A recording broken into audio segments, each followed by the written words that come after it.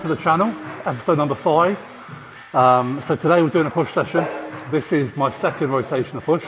You'll notice we're in a different environment. We're here at Muscle HQ, which is owned by Tyler Smith, Ifbb Pro Physique, who is in here looking extremely lean. So Sam, no getting me and him in the same picture, please. So yeah, big push session. Just started off with some isolation on the chest, get that nice and fired up with the incline cable flies. Really like that movement. We're going to go on to this here, which is a dual kind of Smith machine. One of the reasons I actually kind of chose this gym is there's certain bits of kit in here that Premier doesn't have, and it mixes up both pull sessions and push sessions really nicely. So this is a really nice bit of kit, a little bit funny on the handles, but outside of that, great. So yeah, the aim is to, as ever, progress my lifts on the big ones and have a fantastic session. So let's get to work.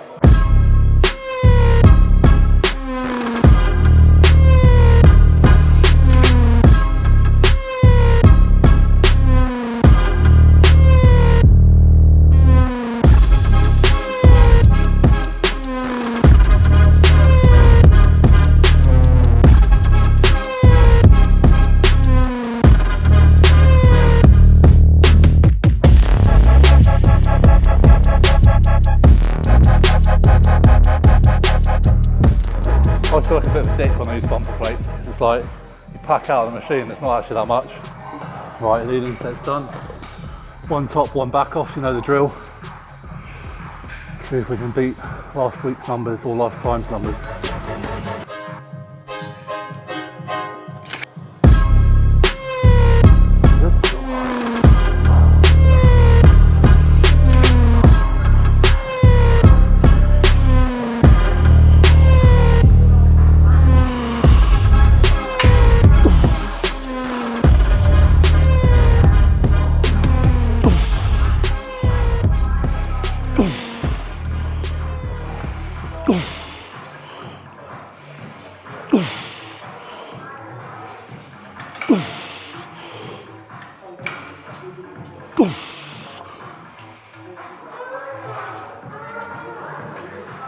Oh,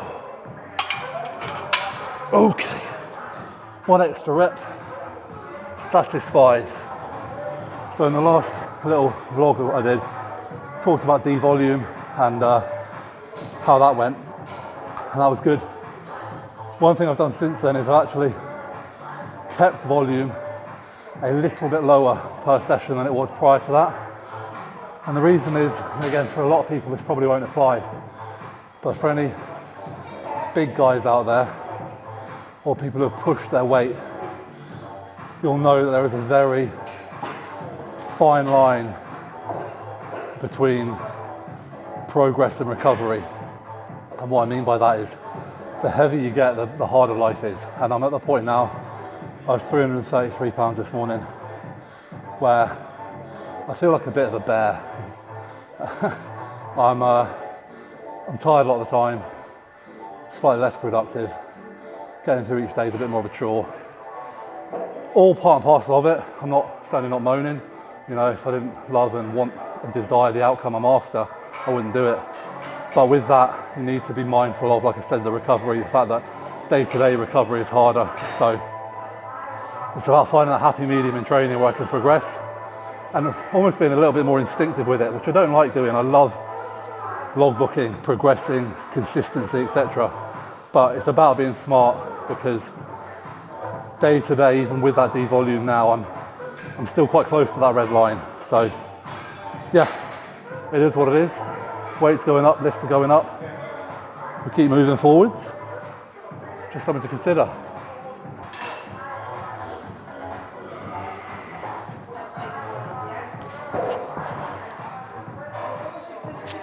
Okay, let's back it up.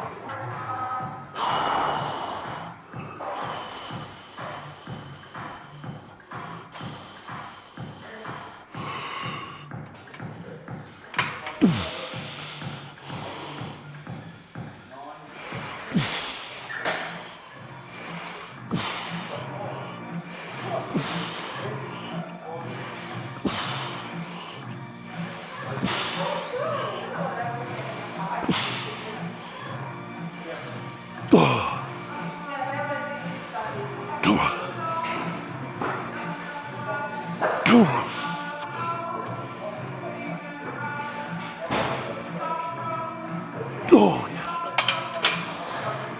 Oh. So that's 1 rep up on top and back offsets. Happy. Doesn't take much to keep me happy, but that's unwavering or unquestionable progress. It's another really nice bit of kit here. Flat press, both this and the incline press we just done are really nice because they converge. So like as you press through, the weight's going to get closer together, so you can actually get more out of your chest. So yeah, really like it. It's taking me a while to find my feet with this one. I think I'm about there now, but so it goes.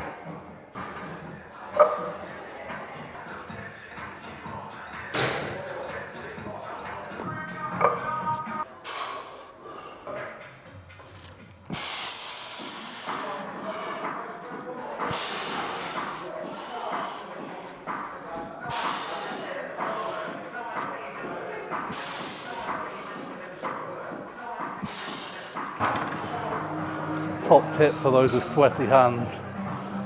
Tyler has a very, very clean gym, as you can see. So he doesn't like chalk to be used, which I respect. To be fair, I don't normally use chalk anyway. But this, with my hands being sweaty and the handles being quite thick and rubbery, a little bit of a kitchen roll goes a long way. Okay.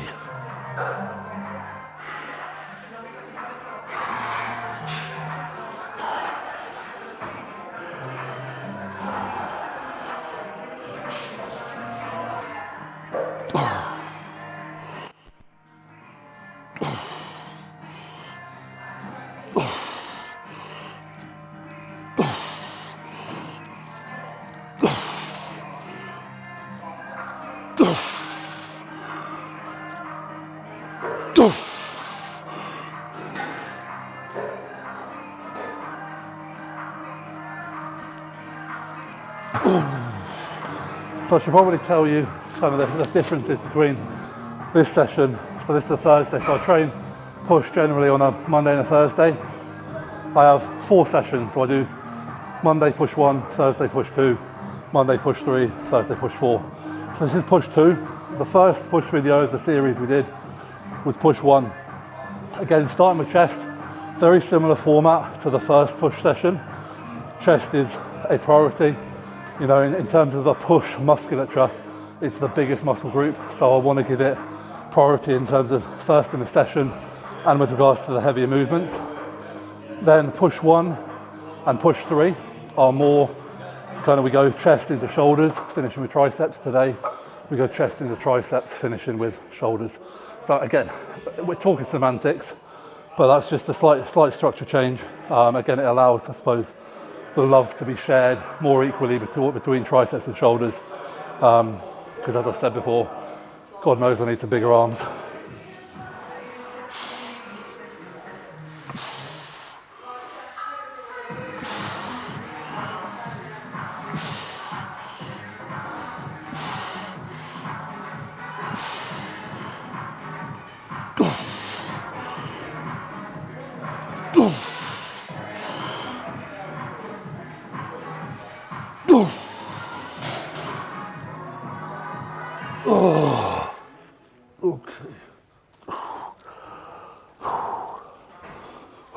Well, that was no progress. That was a matched set, which will happen, real life. I could say that I have progressed in the 3 heavy lifts beforehand, so therefore that will take a little bit of a toll. That is true, but I don't really like excuses, so we'll just chalk that down to one of them things, and I'll remember it next time to fuck it up.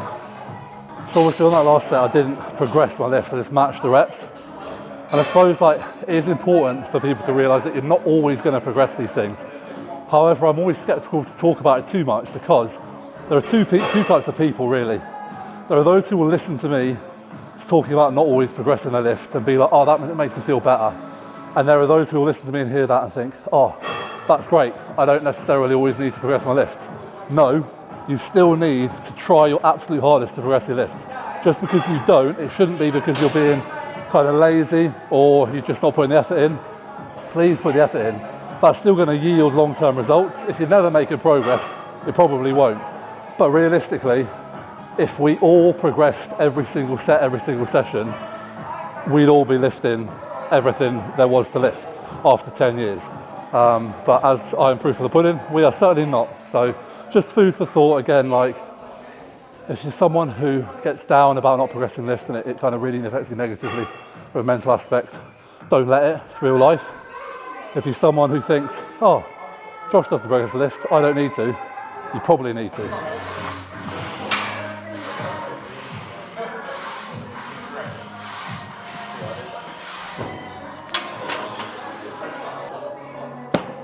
So close grip press for tricep compound movement here. Now people will say like keep your elbows tucked and all that. With all pressing for me, the rule I've always gone is whatever feels most natural. At the end of the day, if you've got a close grip, doesn't matter if you keep your elbows tucked or if they flare out a little bit, you're still going to create a lot more bend at the elbow, which effectively means you're going to get more tricep. So again, like a lot of my thinking around bodybuilding is don't overcomplicate it. Never jam yourself in a position that your body feels shit in because you're just going to injure yourself. And at the end of the day, if you want to progress for a long period of time, you want to be injury free. So listen to those joints, go with where you feel best, and same applies to movement choices. You know, I unfortunately can't body weight dip or free dip because it really fucks my shoulder up. So this is like, yeah, this is the movement of choice this session.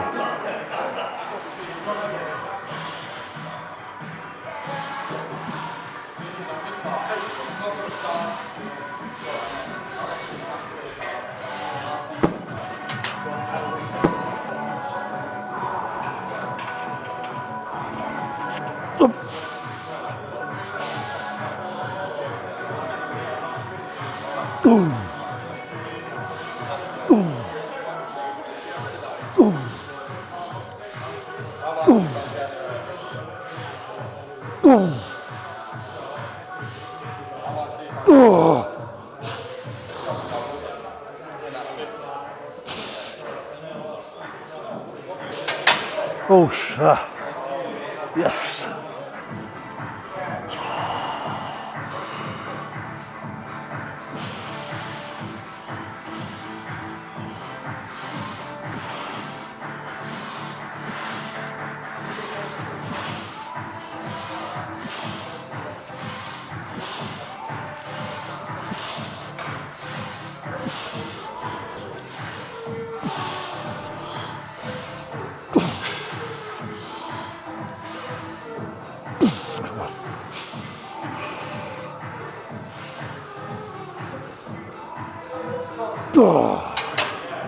Okay, back on the progress train. Extra weight, 10 kilos up or 5 aside on the first top set, which I thought might be ambitious, but I got 7 reps and last time I got 8 on 10 kilos less. That was the same, extra rep. So again, not letting the lack of progress derail the mindset of still wanting it. Sometimes I wonder why I bother writing in this thing, because nobody can fucking read it, apart from me.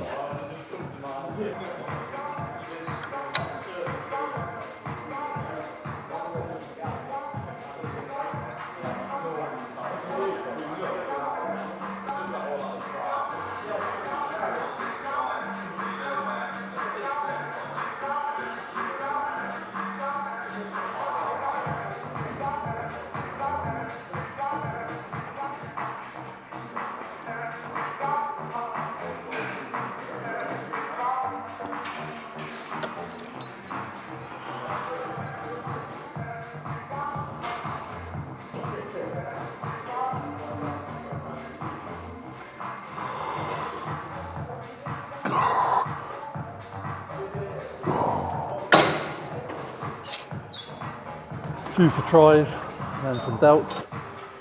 I like on this session That's why on my first push session I do like a normal double arm cable extension. On this one I like breaking it down to single arm.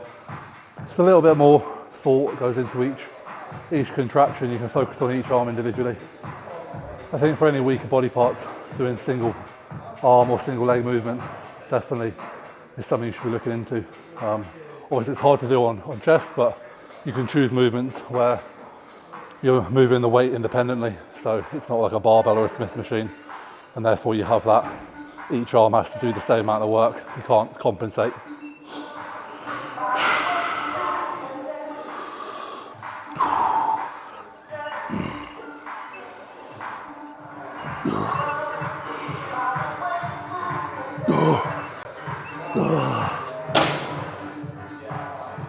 Just because it's single arm work or isolation work, whatever, the intent is still there to make some form of progress and to make each set hard. We're not here to exercise, we're here to train.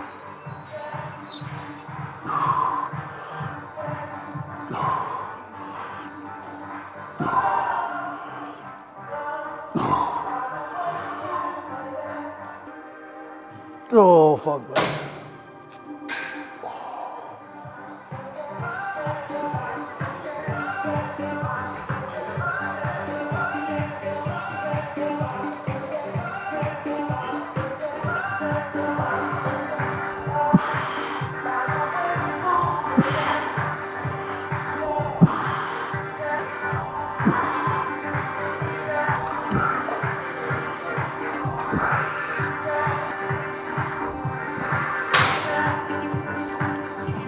So an overhead tricep variation here.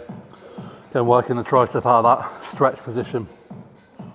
We've loaded it, we've squeezed the shit out of it. Now we're just gonna get that stretch and empty it nice and quick. One 15 rep leading set, one working set to a drop. In and out, doesn't need to be loads of volume to make the volume count.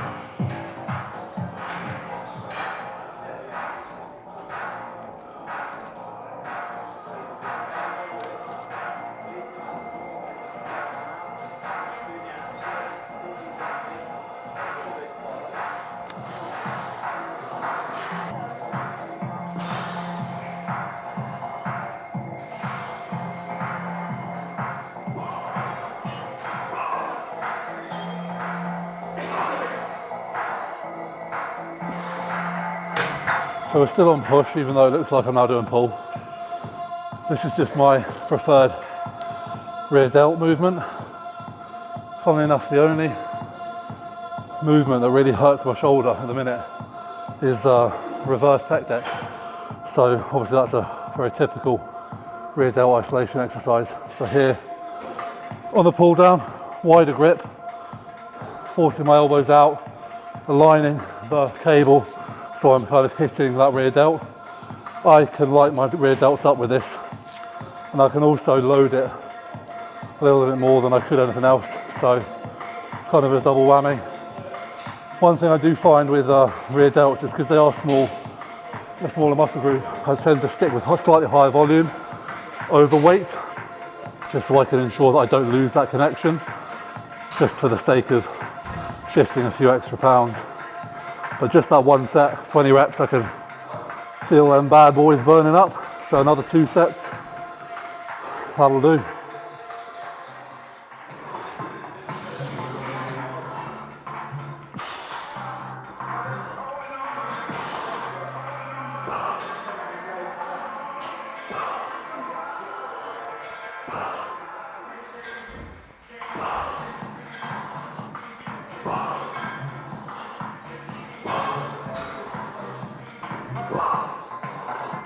God.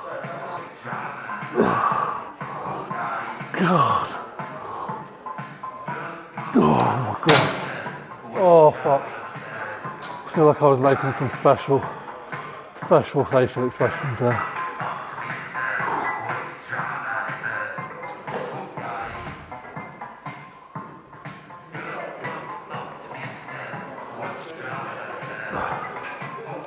To finish the session off, superset. I don't do too many supersets. In fact, I think I only do this session, this and push 4. So just to finish the delts off, obviously this has been mainly chest and tries. Just hit rear delts, so now we're going to hit lateral delts with a ton of volume in a short period of time. Less about load here, still about intensity. 3 sets, 20 reps per exercise. So that is 120 reps in, probably get it done in about 5-6 minutes.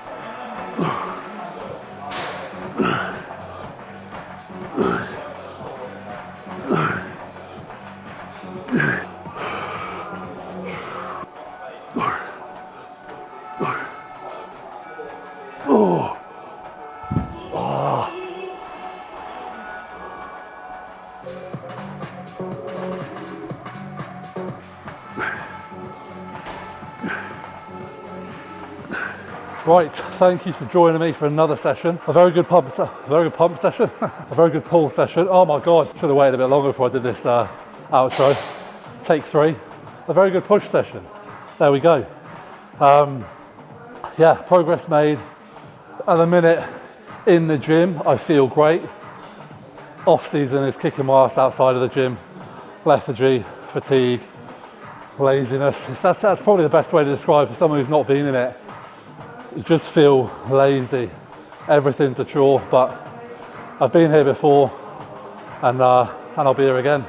So just got to embrace it. Like I said, right now it's looking at, I'm still getting decent sleep. The food's going in well. My training's progressing. Realistically, I don't give 2 shits about how the rest of that is, because I know those 3 components will lead to progress. When I had a good session today, feel very pumped, feel very full. I do like a push session because it's like my weaker body parts, so to like feel a little bit bigger is a nice one. But yeah, I don't know if I've spoken too much today in this session. Like I said, I'm sort of very much in the zone when I train, just getting it done, and try not to be too much of a whiny, moany bitch. Set a good example for everyone. Thank you very much for joining. As ever, any questions, pop them below. Subscribe, we are over 1,000. I don't know if I said that last video, we're now over 1,000 subscribers, so thank you all, that's awesome. Next step, 10,000. So yeah, like, comment, subscribe. You guys are legends. See you soon.